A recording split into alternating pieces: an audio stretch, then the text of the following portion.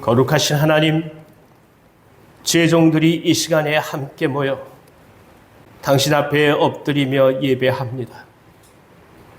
마음의 짐들과 죄를 다 그리스도의 십자가 밑에 내려놓고 온전한 용서와 하늘의 은혜를 구합니다. 오직 성부, 성자, 성령 하나님께서 이 예배를 받으시옵소서. 예수님의 이름으로 기도하옵나이다. 아멘. 아멘.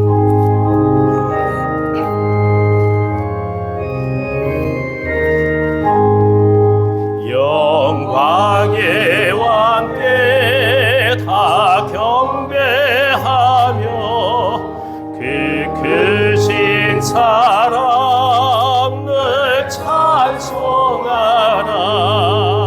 예부터 영원히 참 방되시니 그 영광의 주를 다 찬송하라. 능력과 은혜 다 찬송하라.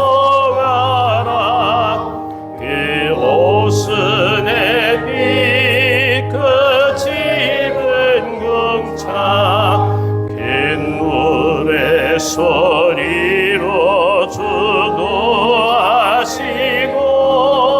폭풍의 날개로 달려가신다. 저 아름답고 놀라운 일이 가득한 이 땅 다 주의 조화, 그 힘차 명령에 도잡히나니 저 푸른 바다는 옷 자락이라. 질그릇같이 연약한 인생 주를 의지하여 늘 강건하리. 백성 지으신 만왕이시니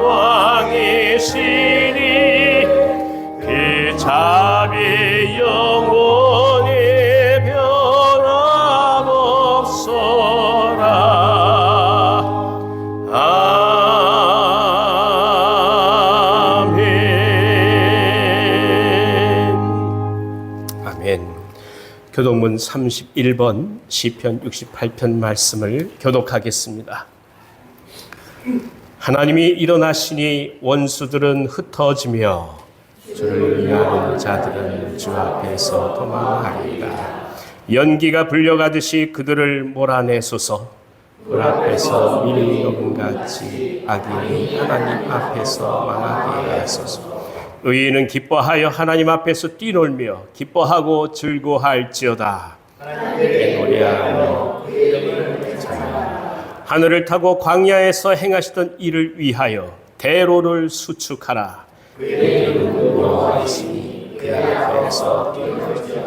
그의 거룩한 처소에 계신 하나님은 고아의 아버지시며 과부의 재판장이시라. 하나님이 거룩한 자들을 함께 갇힌 자들은 이끌어내사 형통하게 하시느니라. 오직 거룩하신 자들의 거처는 대만을 따르리라. 하나님이여, 주께서 가난한 자를 위하여 주의 은택을 준비하셨나이다. 아멘. 아멘. 자리에 앉으셔서 찬송가 135장 찬송하겠습니다.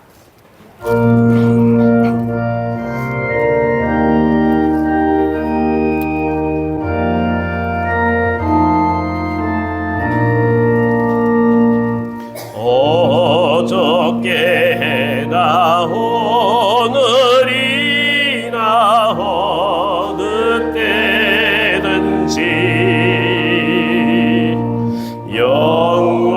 영원토록 변함없는 거룩한 말씀 믿고 순종하는 이의 생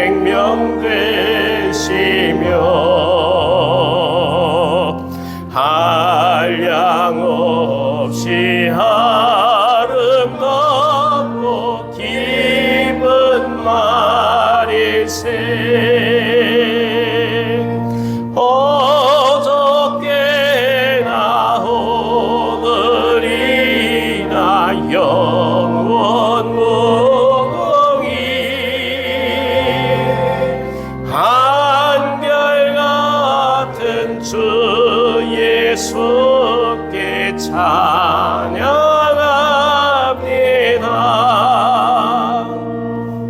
세상 지나고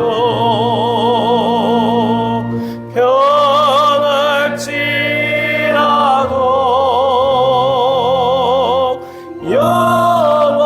영원하신 주 예수 찬양합니다.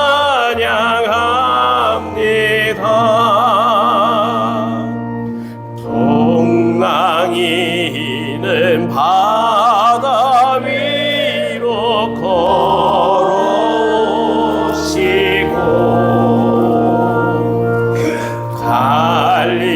갈릴리의 험한 풍파 잔잔케 하고 겟세마네 동산에서 우리 위하여 눈물 짓고 기도하신 고난의 주님 어저께나 오늘이나 영원 무궁히 한결같은 주 예수께 찬양합니다. 세상 지나고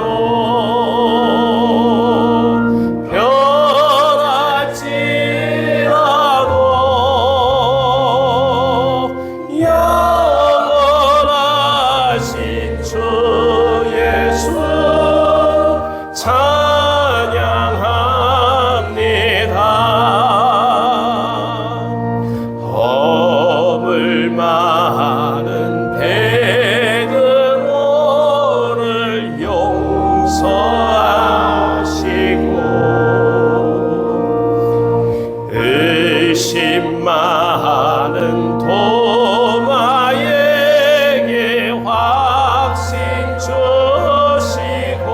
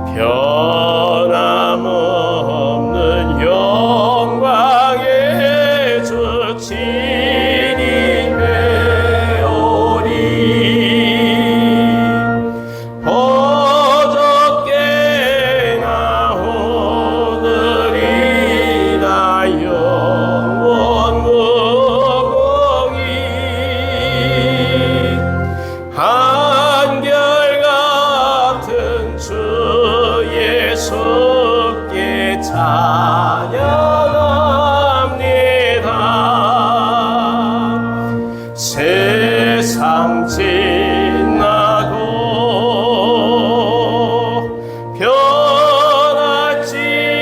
변할지라도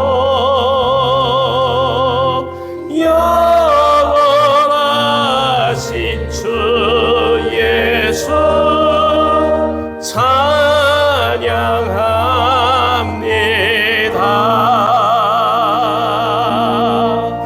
아멘. 아멘.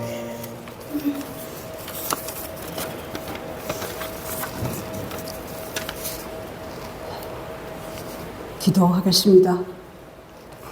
여름에 그 악스럽게 울어대는 매미 소리가 뚝 그치는 날이 있습니다.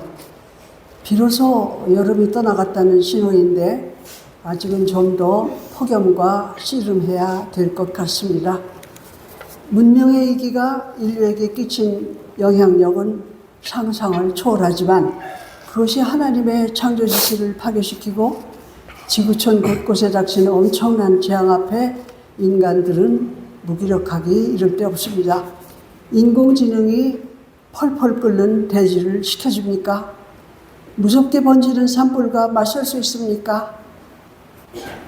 녹아내리는 빙하를 막을 수 있습니까? 선풍기 한 대 들여놓고 온 가족이 행복해하던 그 시절이 까마득합니다. 이 더위 속에서 우리 온양교회 교우들 각자의 자리를 지키면서 어려움을 참아내고 여기까지 온 것이 고맙기만 합니다. 오늘 주일 아침 예배의 자리로 초대해 주신 우리 주님 진심으로 감사드립니다. 세월을 아끼라 하신 주님 말씀을 떠올려 봅니다. 누구에게나 속지 않도록 조심하라 하신 주님 말씀을 떠올려 봅니다. 금년도 빛의 수레바퀴가 어느 틈에 반바퀴하고도 2달을 돌았습니다. 지난 수개월 동안 우리는 볼 것 안 볼 것 다 봤습니다. 두렵기도 했고 울분을 삼키기도 했고 하나님께서 하시는 일 앞에 전율을 느끼기도 했습니다. 샤머니즘에 중독된 자들의 추악한 작태를 목도했습니다.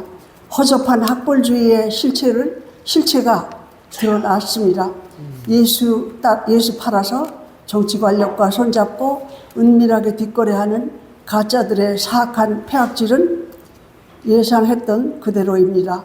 교회를 향한 세상의 냉소적인 질타가 너무도 억울해서 억장이 무너지지만 남의 탓할 것 없습니다. 참과 거짓을 분별 못하고 세상살이의 처세술이나 얍삭한 지혜를 구한답시고 생각 없이 방관자로 살아온 우리 탓입니다. 예언자들을 통해 그토록 외치셨던 하나님의 말씀을 귓전으로 흘려듣고 살아온 우리 탓입니다. 용서하시는 주님이시여 참으로 부끄럽습니다. 잘못했습니다.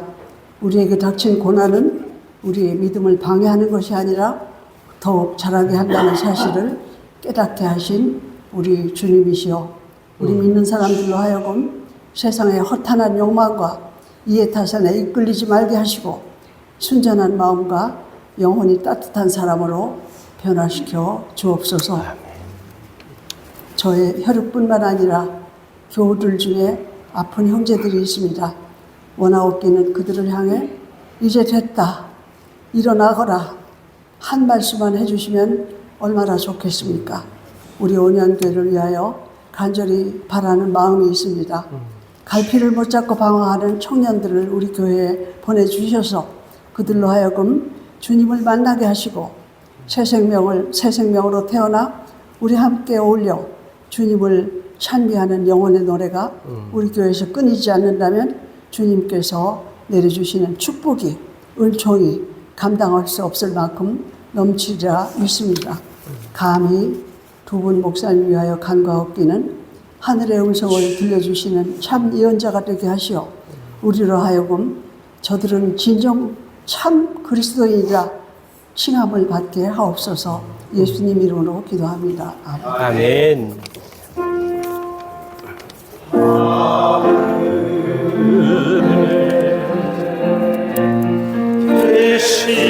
대신하고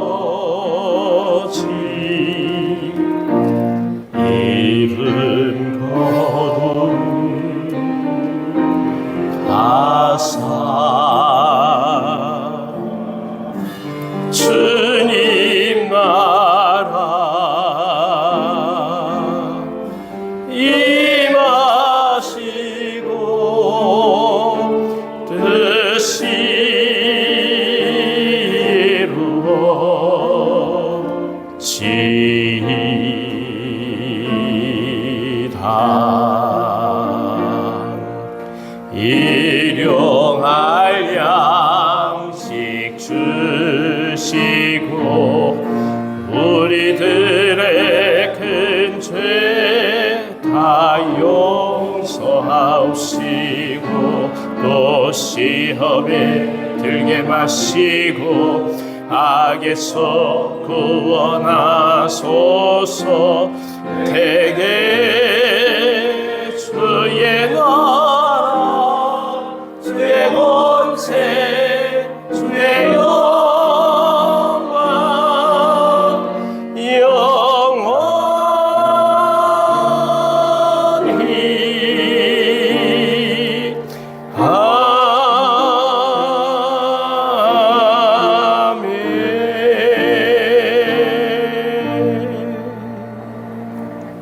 아멘.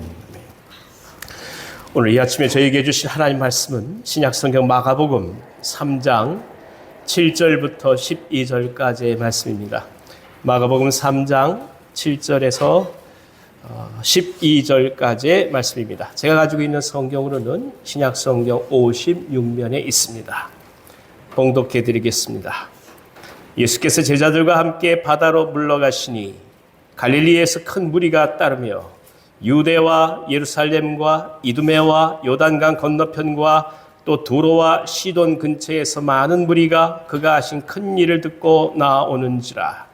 예수께서 무리가 에워싸 미는 것을 피하기 위하여 작은 배를 대기하도록 제자들에게 명하셨으니 이는 많은 사람을 고치셨으므로 병으로 고생하는 자들이 예수를 만지고자 하여 몰려왔음이더라. 더러운 귀신들도 어느 때든지 예수를 보면 그 앞에 엎드려 부르짖어 이르되 당신은 하나님의 아들이니이다 하니 예수께서 자기를 나타내지 말라고 많이 경고하시니라. 아멘.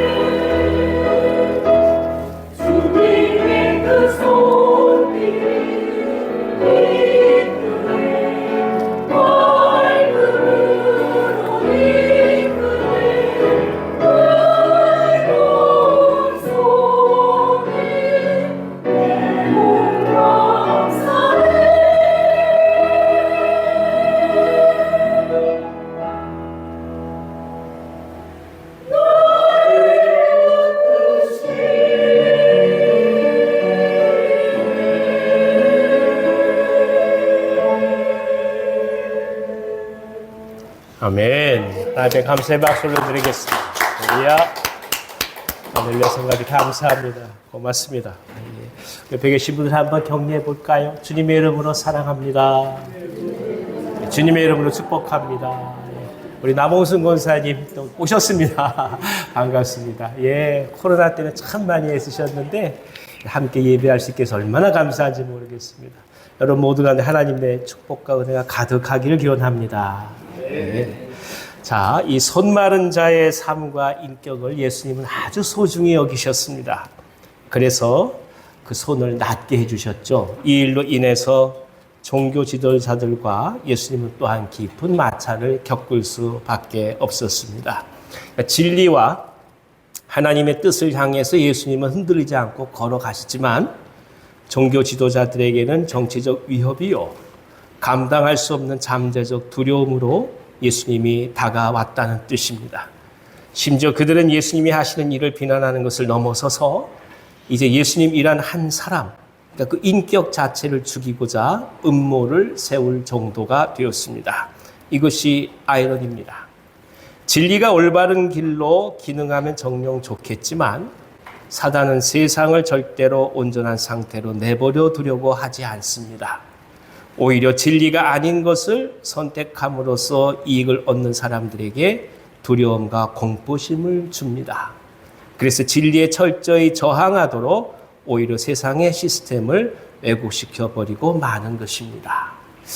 오늘 우리 현대 사회에서 가장 혼란스러운 문제가 바로 이것입니다. 이 시대는 옳고 그름의 가치 판단을 하는 행위 그 자체를 이미 정당하지 못한 것으로 문제 삼고 있습니다. 진리는 존재하지 않고 판단은 결국 상황적이 될 수밖에 없다, 이렇게 생각할 때가 많습니다.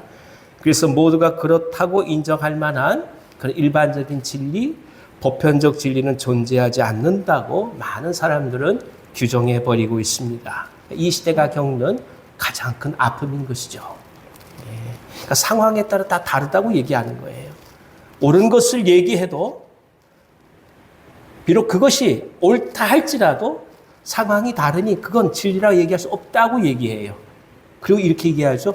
누가 당신한테 옳다고 말할 수 있는 권한을 주었는가? 계속 시비의 문제에 잡히게 만든다는 뜻입니다. 그래서 오늘 이런 상황 속에서 우리가 어떻게 오늘을 살아가야 하는지 어느 경우에는 혼란스러울 때도 많습니다.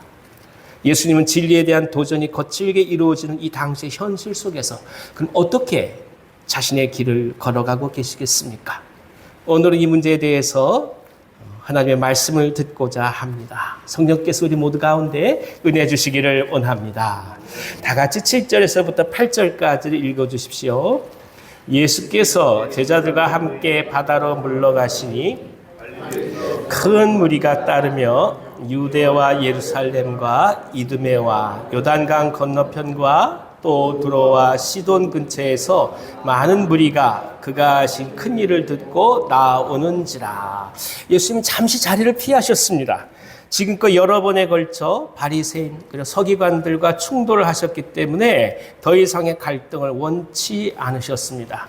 그러니까 진리를 선포하는데 충돌이 있어요.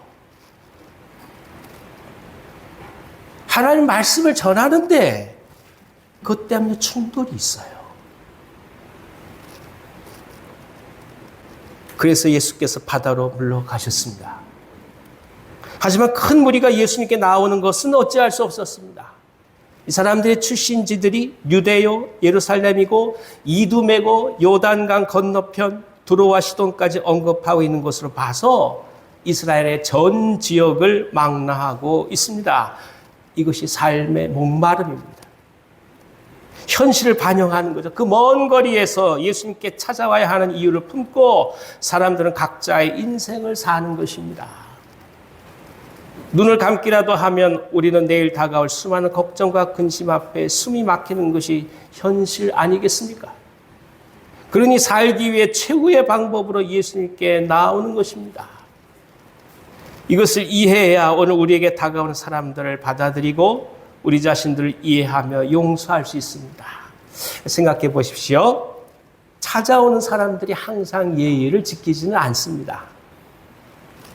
정말 시간이 없고 고통스러운 현실이라면 온갖 짜증을 내며 심지어는 인내력이 실종된 경우도 볼 수 있는 것입니다. 긍휼 사역 하다 보면 구제 사역 같은 거 마찬가지입니다. 제 효창 운동장 앞에서 밥을 퍼드리는데 감사합니다 하시는 분들 계시지만 어떤 분들은 그러세요. 반찬이 이게 뭐예요? 근데 거기다 대놓고 싸운다 해결될 문제가 아니잖아요. 그러니까 자꾸 이러시니까 이제 한번 집사님 화가 나셔가지고 그거 주는 대로 좀 받으세요. 그럼 거기서 어떻게 그리스도의 은혜가 드러나겠습니까? 집사님 그러시는 거 아니라고.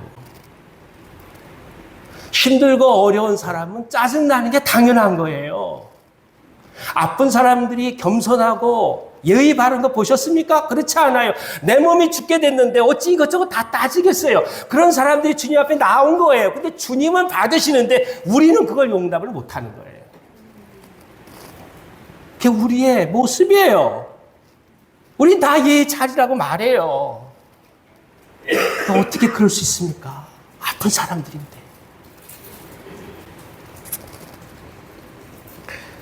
그들을 불쌍히 여기는 생각과 마음의 넉넉함을 덧입는다는 것은 우리가 비로소 인생을 바라보며 살아감에 대한 의미와 숨겨진 자신의 내면을 발견하게 된다는 뜻이기도 합니다. 그것을 주님 앞에 내어드림으로써 진정한 쉼을 얻게 되는 것이죠. 9절을 읽어주십시오. 예수께서 무리가 에워싸미는 것을 피하기 위하여 작은 배를 대기하도록 제자들에게 명하셨으니, 많은 사람이 몰려 들어오니까 이분들을 응대하기가 쉽지 않은 거예요. 그러니까 예수께서 어떻게 말씀하시냐면 배를 준비하라는 거죠. 그러니까 해변으로부터 배를 띄워서 해변에 모여있는 많은 군중들을 향해서 말씀을 전하시겠다는 뜻입니다. 작은 배를 대기하라 명하십니다. 배를 타고 육지에서 떨어져서 말씀을 전하시고 사역을 하겠다는 말씀입니다. 찾아오는 사람들이 많고 지치고 피곤해서 밀치는 그들의 불완전한 성품을 예수님은 절대로 탓하지 않으십니다. 그들의 이기심과 목적성을 나무라지도 않으십니다. 오히려 긍휼히 여기시고 그들을 효과적으로 맞을 수 있는 방법을 생각하십니다. 어떻게 하십니까? 그들을 끌어안으시고 어떻게 말씀을 전하시고 치유를 하실까 구체적인 방법을 선택했다는 것입니다. 오는 사람들에게 해결책이 있는 게 아니에요. 맞이하는 사람의 방법을 찾아야 하는 거예요. 오는 사람들한테 어떻게 예의를 요구하겠습니까? 그런 거 아니에요. 다가오는 사람들이 변하지 않습니다. 그것이 사람입니다. 내가 어떻게 맞이할까를 생각해야 되는 거죠. 작은 배라는 것은 무엇을 말하는 것일까요? 그것은 일정한 거리를 두고 해변에서 떨어졌다는 것을 뜻하는 것입니다. 그 속에는 정체성의 구별이라는 또 다른 상징적 의미가 있다고도 말할 수가 있습니다. 마음 같아서는 지금 회중에게 들어가서 다 살리고 싶으셨을 것입니다. 지금 당장 저들과 삶을 함께함으로써 그 아픔에 동참하고 싶었을 거예요. 하지만 그들 속에서 예수님이 들어가시게 되면 예수님을 밀고 당기는 혼란 속에 들어가신 것과 마찬가지가 됩니다. 그러니 힘이 세서 밀고 올라와서 예수님의 옷을 만진 사람은 병이 나을 것이요. 힘이 없고 도와줄 사람이 없으면 먼 곳에서 바라만 보고 그 어떤 병도 낫지 않을 거 아니겠습니까? 결국 이 혼란 속에서는 예수께서 원하시는 하나님 나라의 사역을 온전히 감당할 수가 없었던 것입니다. 어느 경우에는 그렇기 때문에 매몰찬 것 같아도 때로는 떨어져 있어야만 서로를 살릴 수 있는 법이 있을 때도 있습니다. 배를 타고 떨어지셔야 회중들한테 좋은 것이요. 말씀의 사역에 열매를 맺을 수 있는 것입니다. 예컨대 그들 속에 아무 생각 없이 들어갔다면 환우들은 거침없이 예수님께 몰렸을 것입니다.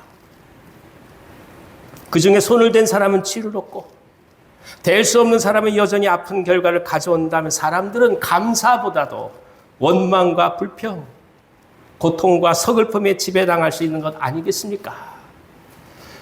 제가 먼저 본 교회에서 수요일 아침만 되면 드실 것들 하고 선물들을 쌓아놓고 어르신들을 맞이했습니다. 대부분 먼 곳에서 전철 타고 오신 분들이 많이 계셨어요. 그러니까 이분들이 예배에 참석하시는 이유는 다는 그렇지 않겠지만 한 가지예요. 무엇입니까? 끝나고 나서 떡하고 선물 받아가기 위해서 오시는 거예요. 근데 한번 난리가 났어요. 이런 거 봤더니 나중에 온 사람이 먼저 떡을 받았다고. 그 알고 봤더니 오시는 분은 하나하나 번호를 매겨야 되는 거예요. 가실 때는 어떡합니까? 1번 나오세요. 2번 이래야 돼요. 안 그러면 뒤집어져요, 여기가 다. 세상에. 나누고 풍성한 자리가요. 난리법석이 되는 거예요. 서로 원망하고 삿대자. 네가 먼저 왔네, 내가 먼저 왔네. 사람이 그런 거예요. 사역이 잘못된 게 아니잖아요. 사람이 그런 거예요. 우리의 본성이. 그래서 때로는 떨어지셔야 될 때도 있었던 거예요. 오늘 그리스도인으로 우린 이 땅을 살아갑니다. 절대로 변할 수 없는 것이고 우리들의 생명과 같습니다. 그래서 때로는 영적인 배를 띄워야 하는 구별의 선택을 우리가 받아들이는 것도 필요합니다.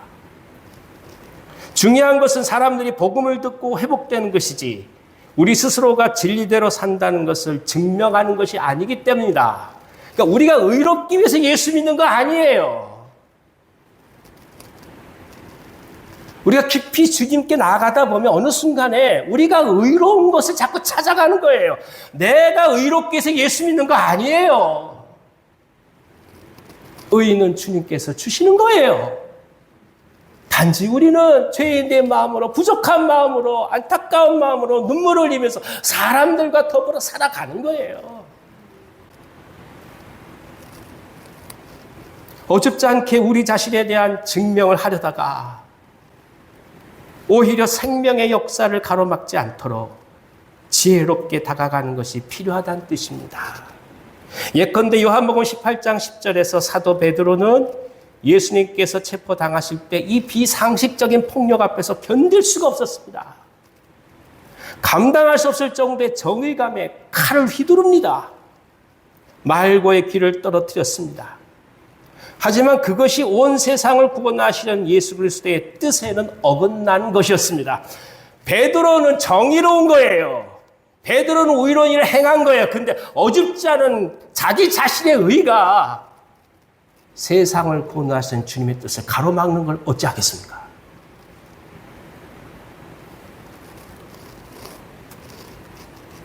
예수님은 십자가를 향하여 가셔야 하기 때문입니다. 그래서 우리는 기도해야 합니다. 기도할 수밖에 없어요. 오늘 우리들의 성급함과 근시안적인 판단이 하나님의 거룩한 길을 막지 않도록 말입니다. 그것은 동시에 제자의 정체성을 지켜가는 현실적 삶에서도 구별을 말씀하는 것이기도 합니다. 그리스도인은 그리스도인으로 이 땅을 살아가야 합니다. 사실 선교사들에게 가장 큰 위협은 결국 현지 삶과 문화에 어느 순간 동화되는 것이라 알 수 있습니다. 쉽게 말하면 이민 간 거예요. 우리들의 가치와 성경적 해석이 일치하지 않지만 현지에서는 보편적으로 통용되는 문화들이 참 많이 있습니다. 오랫동안 사역을 하노라면 어느 순간 이를 너무나 자연스럽게 받아들입니다. 이해는 할 수 있다 할지라도 그것을 선교사의 삶으로 취하는 것은 사실 성서적 가르침에 어긋날 때가 많습니다. 그래서 내적인 갈등과 투쟁을 통해 이를 이겨내는 것이 정말로 처절한 기도와 내면의 아픔을 수반할 수밖에 없습니다. 여러분 다 아시다시피 제주도에 가면 예전에는 남자들이 귀했습니다. 배를 타고 나가면 풍랑을 만나서 침몰할 때 한 마을의 남자들이 다 죽는 거예요. 그래서 대부분 배를 띄울 때 남자 한 명은 꼭 마을에 남겨두고 떠났습니다. 큰 일이 생기면 그 남자가 그 마을에 있는 가족들을 챙겨야 됐었던 것이 제주도의 문화였어요. 이것이 시간이 지나면서 그런 일이 벌어지지 않는다 할지라도 어느 순간에 두 집 살림하는 남자들이 생겨나기 시작했습니다. 자, 생각해 보십시오. 그런 분들이 교회 안에 계시면 덕스럽습니까? 그걸 문화로 받아들이겠습니까? 그래서 어려운 거예요, 선교가. 현실로부터 비롯된 문화와 복음이 얘기하는 가치가 상충될 때 어떻게 해야 될지, 사람을 이해하려니 복음을 감추고 싶고 복음을 주장하려니 사람을 이해하지 못한 현실이 벌어지는 거예요. 어떻게 하시겠어요? 그래서 기도가 필요해요. 아무리 어려운 상황이라 할지라도 결국 우리는 그리스도의 제자로 이 땅을 살아가는 거 아니겠습니까?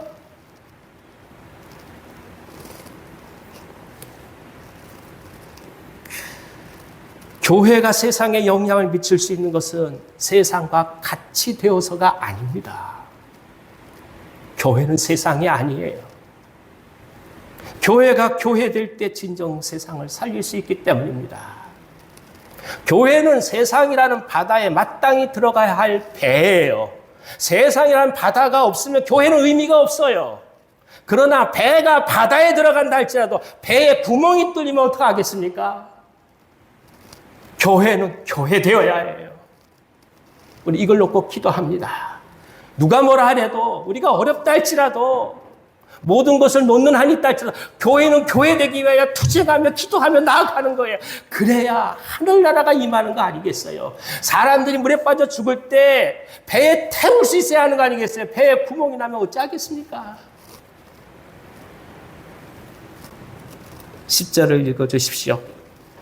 이는 많은 사람을 고치셨으므로 병으로 고생하는 자들이 예수를 만지고자 하여 몰려왔음이더라.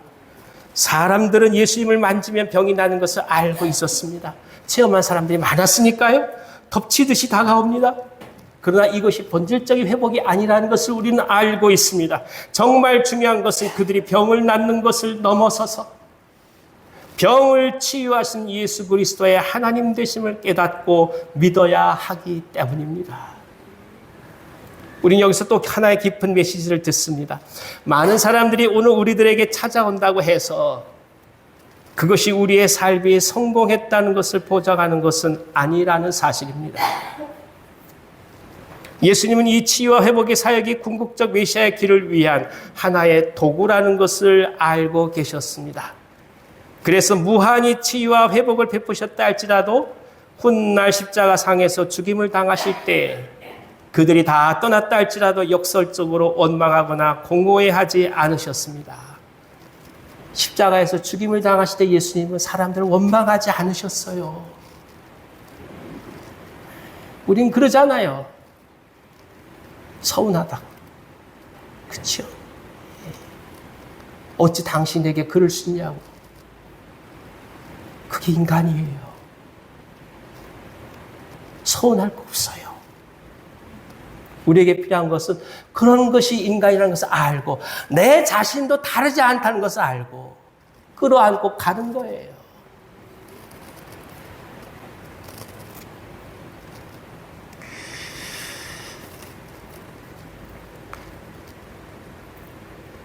물론 오늘 우리들에게 찾아오는 사람들, 만나는 사람들 모든 관계는 정말 소중하고 아름답습니다.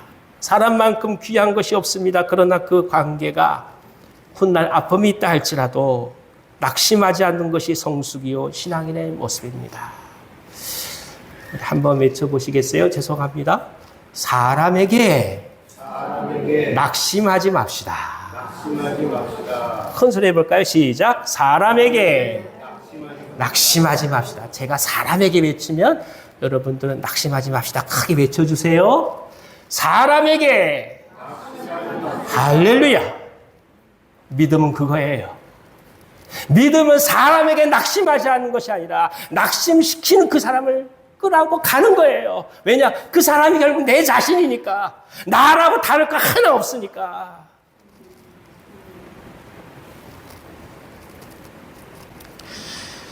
오늘 누군가와 어떤 관계를 맺고 있느냐 보다도 사실은 오늘 내가 지금 어떤 길을 걸어가고 있느냐. 그 내면을 향한 본질적 물음이 더욱더 중요한 것이라는 뜻입니다.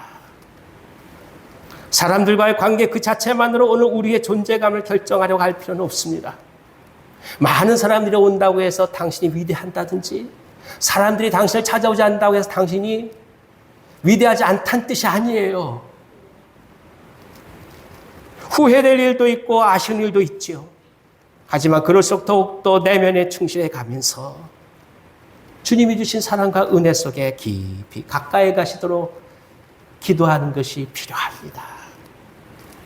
내면의 굳건함, 흔들리지 않는 믿음, 그것이 그리스도인이기 때문입니다. 11절부터 12절 읽어주세요. 더러운 귀신들도 어느 때든지 예수를 보면 그 앞에 엎드려 부르짖어 이르되 당신은 하나님의 아들이니이다 하니 예수께서 자기를 나타내지 말라고 많이 경고하시니라. 바리새인들은 예수님을 향해서 공격하기를 귀신 들린 사람과 예수님이 한패다 그렇게 공격했습니다. 귀신과 같은 류의 사람이니까 귀신을 재현할 수 있다 이렇게 얘기했다고요.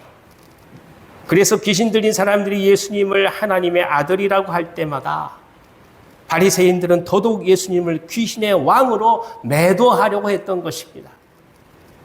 이에 예수님은 그들에게 경고하셨습니다.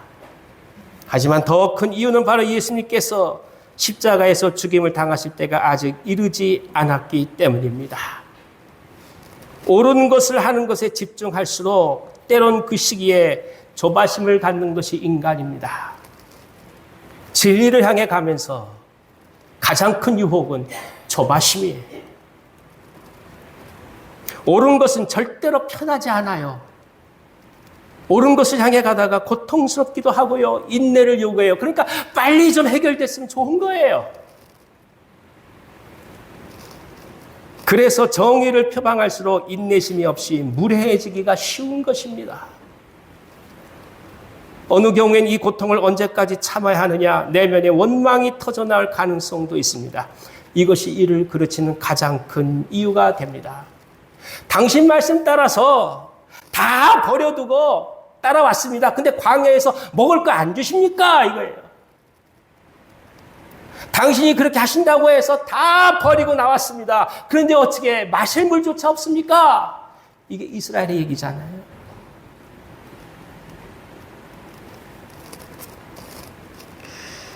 예수님은 정확히 시기를 보고 계십니다.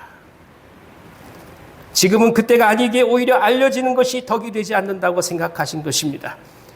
사실 귀신들이 예수님을 하나님의 아들로 고백하는 것은 그들이 진심으로 예수님을 흠숭하고 존경하는 마음으로 하는 것이 아닙니다. 어떻게든 예수님의 때를 빨리 끝내고 싶어하는 추악한 본성이 있기 때문이죠. 우리가 하나님의 사람들 이 땅을 살아가면서 최선을 다하고 복음의 진리 가운데 서게 될 때 성취의 열매와 인내의 열매를 쉽게 얻으려고 조바심을 갖는 것, 그것이 가장 큰 시험일 수가 있습니다. 예컨대 마가복음 9장에는 귀신 들려 거품을 흘리며 거꾸러지면서 이를 갈고 파리해진 한 어린 아이가 기록되어 있습니다.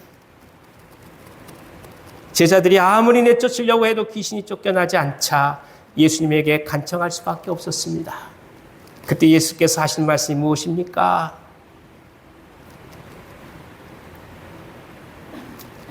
이르시되 기도 외에 다른 것으로는 이런 종류가 나갈 수 없느니라.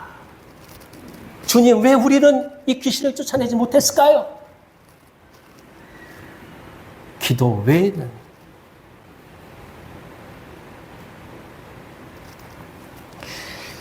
우리는 이를 단지 기도의 능력으로 바라볼 때가 있어요. 근데 더 깊이 바라보면 무엇이냐면 기도로 준비되지 않으면서 선을 행하겠다는 제자들의 조급함과 성급함이 숨어있는 거예요. 우리가 흔히 하는 얘기가 있어요. 뭐 일이 있으면 기도합시다. 어떤 분들 제가 그렇게 얘기하면 웃고 지나가요. 그냥. 지나가는 말 아니에요. 이렇게 됐으면 좋겠다, 저렇게 됐으면 좋겠다, 마음으로 막 조급한 거예요. 그게 옳은 거예요. 근데 그렇게 샜다가 많은 사람들이 마음을 다친 경우가 얼마나 많이 있습니까? 기도한다는 것은 형식적으로 의례적 얘기한 말이 아니에요. 그건 뭐냐? 때를 주님 앞에 묻는다는 뜻이에요. 주님께서 이르심을 믿고 그리고 기도함을 통해서 확신이 있다면 그때는 두려워하지 않고 나가는 거예요. 주님이 하신다고 했으니까 누가 뭐래도 나가는 거예요. 이것이 오늘 우리 가운데 필요한 것입니다. 믿음은 영웅심을 얘기하는 것이 아니에요. 하나님 앞에 의뢰함을 얘기하는 것입니다. 하나님의 진리는 때가 있습니다. 하나님의 열매는 때가 있습니다. 하나님의 사역은 하나님의 경륜에서 비롯된 것이기 때문입니다. 어쩌면 우리는 시기를 부단히 당기려고 애쓰는지도 모릅니다. 하지만 우리가 시기를 조절할 수 있지는 않습니다. 진리는 무르익을 때 그 열매가 터져 나옵니다. 그러니 실망하지 말고 최선을 다해 하루하루 전진하는 은혜가 우리 모두 가운데 넘치기를 기원합니다. 죄송하면 또 한 번 따라해 주시겠어요? 하나님의 때를 기다리는 사람은 절망하지 않습니다. 한 번만 더 해주시겠어요? 하나님의 때를 기다리는 사람은 절망하지 않습니다. 왜요? 하나님께서 이루시니까. 천하의 그 모든 것보다도 귀하게 당신을 만드신 거 아니겠어요? 세상에서 저 삼남에서 가장 아름다운 꽃들, 그것들보다 더 아름답게 당신을 만드신 거 아니겠어요? 어찌 좋은 것을 주시지 않으시겠습니까? 여러분, 힘든 일이 있어도 실망하지 마십시오. 절망하지 마십시오. 중요한 것, 사람에게 낙심하지 마십시오. 성령께서 우리 모두 하나님의 사람으로 아름답게 이끌어 가실 것입니다. 한 주가 넉넉히 승리한 우리 모두 되기를 간절히 기원합니다. 기도하겠습니다. 하나님 아버지, 행여나 저희가 부족해서 성급하고 조바심이 있어서 사람을 미리 판단하고 절망하지 않게 하시고 하나님의 때, 진리의 때를 바라보면서 힘을 내고 앞을 향해 걸어갈 수 있도록 인도하여 주시옵소서. 예수님의 이름으로 감사하며 기도하옵나이다. 아멘. 우리 다 같이 찬송가 542장 찬송하겠습니다.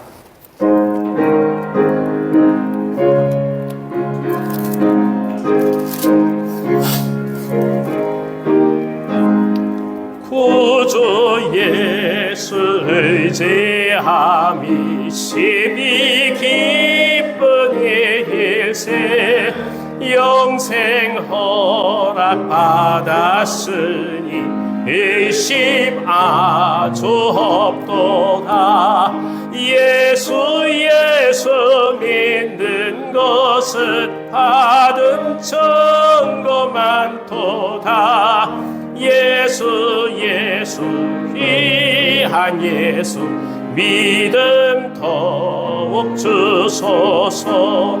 구주 예수 의지함이 심히 기쁜 일일세 주를 믿는 나의 마음 그의 피에 적시네. 예수 믿는 것은 받은 증거 많도다. 예수 귀한 예수 믿음 더욱 주소서. 구주 예수 의지하여 죄악 벗어버리네. 아니 받고 영생함을 주께 모두 얻었네. 예수 믿는 것은 받은 증거 많도다. 예수 귀한 예수 믿음 더욱 주소서. 구주 예수 의지하여 구원함을 얻었네. 영원 무궁 지나도록 주여 함께 하소서. 예수 예수 믿는 것은 받은 증거만 도다. 예수 예수 귀한 예수 믿음 더욱 주소서. 아멘. 아멘. 교회 소식을 알려드리겠습니다. 저희가 계속해서 생명을 품고 기도하고 있습니다. 공예배 때마다 기도하고 있고 또 여러분들 틈틈이 기도하실 줄 압니다. 주님께서 귀한 분들 영혼을 붙들어 주시도록 계속해서 기도하며 나가길 원합니다. 금요 기도회 이번 주일은 새싹마을에서 주관하게 됩니다. 예배 이후에 선교회별로 오늘 선교질과 그리고 선교의 원례를 갖도록 하겠습니다. 갈릴리 선교회는 본당 앞에 있는 잠옷실을 활용해 주시기 바랍니다. 우리 교회가 참 기쁜 날이죠. 창립 28주년 기념 주일이 9월 7일에 있게 됩니다. 다음 주죠. 11시엔 창립 감사 예배를 드리고 그 다음에 배단위 그리고 갈릴리 선교에서 섬겨주시는 감사의 식탁 교제를 나누고자 합니다. 이후에 1시 30분에 이번에는 선교사와 함께 선교지와 더불어라는 주제로 각 선교별로 모여서 선교지를 또 품고 기도하고 돕는 것이 무엇인지를 생각하며 또 섬기려고 합니다. 여러분들 기억해 주시고 각 선교지별로 지금 각 선교회들이 다 한 국가씩 지금 맡고 있어요. 또 일하시는데 어렵지 않게 해드리려고 우리 청년들이 자원해서 간사 역할을 하러 또 파송이 될 것입니다. 그러니까 당일 오후에 함께 모이셔서 선교지를 놓고 기도하실 수 있는 시간이 됐으면 좋겠습니다. 청년 요셉 성경 공부가 오늘부터 오전 9시에 시작되고 있습니다. 청년들이 참 고맙게도 우리 학생 어린아이들을 돕고 섬기고 교회를 더욱더 섬기고자 일부 예배 겸 말씀 공부를 해줄 수 없겠냐 저한테 요청을 했어요. 얼마나 감사한지 몰라요. 한번 청년들 박수 한번 해주십시오. 고맙습니다. 너무너무 감사해요. 그래서 오늘부터 일부 예배로 시작해서 먼저 예배 드리고 그 다음에 사역하는 시간을 갖도록 하겠습니다. 여러분들 청년들 격려해 주시고 함께 또 동역하는 놀라운 은혜가 있기를 기원합니다. 계속해서 환우들 위해서 기도하고 있습니다. 여러분들 그 밖의 것들은 주보를 참조해 주시기를 바랍니다. 우리 이 시간 다 같이 일어서셔서 찬송가 630장 찬송하시면서 하나님 앞에 봉헌하겠습니다.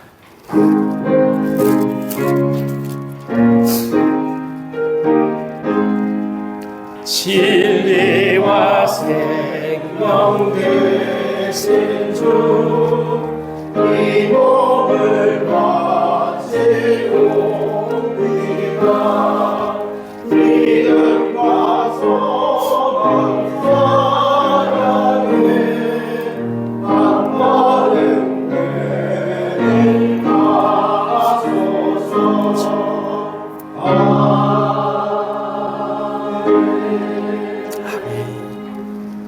사랑 많으신 하나님, 삶의 현실과 실제적 어려움 앞에서 방황하고 절망했던 저희들을 이 시간 잊지 않고 불러주시니 감사합니다. 필요와 결핍에 시달렸던 저희들에게 진정 바라봐야 할 것은 예수 그리스도의 보혈이요 죄 용서임을 깨닫게 하시고 예수님이 생명의 양식 떡임을 알게 하셔서 감사합니다. 이 모든 은혜가 기쁘고 소중해서 정성껏 예물을 올려드립니다. 저희들의 땀의 수고요, 삶의 열매요, 현장의 정성이니 주님 기뻐 받아주시옵소서. 일터의 복을 허락해 주시고 하나님의 도우심과 지키심을 경험하는 사업장이 되게 하시며 광야에서 생수가 솟아나듯이 진정한 풍성함을 허락해 주시옵소서. 모두가 한 마음으로 주 앞에 나아가오니 주여 이 물질을 구별함을 통해서 하나님의 주권이 드러나게 하시고 이 주일의 구별을 통하여 진정한 창조와 안식의 질서가 우리 가운데 세워져 가게 하여 주옵소서. 병상에서 간구하는 환우들의 아픔과 기도에 응답해 주시고 낫게 하시며 진정한 영육 간의 치유가 있게 하여 주시옵소서. 자녀들이 그리스도의 말씀으로 자라게 하시고 세상을 살리는 꿈을 어려서부터 품게 하여 주옵소서. 생품기도 대상자들 기억해 주셔서 말씀 앞에 엎드리게 하시고 주님께 돌아오는 은총을 허락해 주시옵소서. 11조로 감사 헌금으로, 선교 헌금으로, 생명의 빵 헌금으로, 구제 헌금으로, 헌당 헌금으로, 장학 헌금으로, 생일 헌금 등 각종 모습으로 주님 앞에 나아갑니다. 적은 것이지만 주님 기뻐 받아주시고 연락해 주시옵소서. 당신의 나라를 위하여 사용해 주옵소서. 영상으로 함께 예배하는 분들을 축복해 주시며 주 앞에 예물을 드리고자 하나 환경과 여건 어려움 속에서 힘들어하시는 분들을 기억해 주셔서 저희 모두와 동일한 은혜로 축복하여 주시옵소서. 예수님의 이름으로 감사하며 기도하옵나이다. 아멘. 아멘.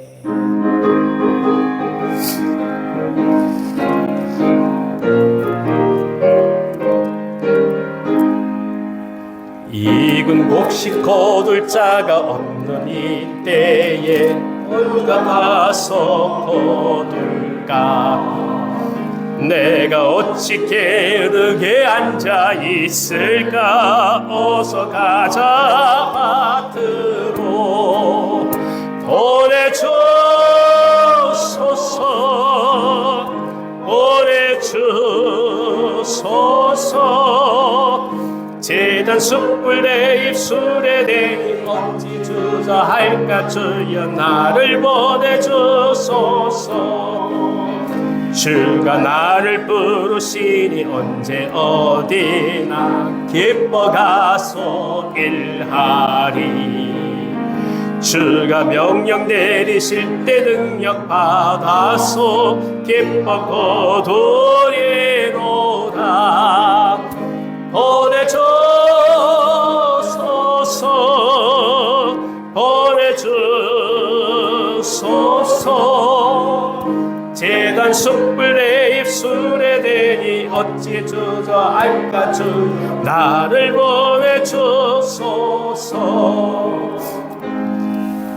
이제는 우리 구주 예수 그리스도의 은혜와 하나님 아버지의 그 크신 사랑하심과 보혜사 성령님의 감동하시고 교통하심이 하나님의 은혜 속에 진리의 때를 바라보며 섬김과 겸손함으로 주 앞에 매 순간 한 걸음 한 걸음 믿음으로 나가기를 원하시는 이 자리에 머리 숙인 사랑하는 모든 주의 종들 위에와 저들의 삶과 가정과 생업 위에 이 민족과 이 나라 북녘 땅 그리고 선교사님들의 사역 위에 생명을 품고 기도하는 대상자들 위에 그리고 우리가 사랑하는 온유한 교회 위에 이제부터 이 영원토록 함께 하시길 간절히 축원하옵나이다.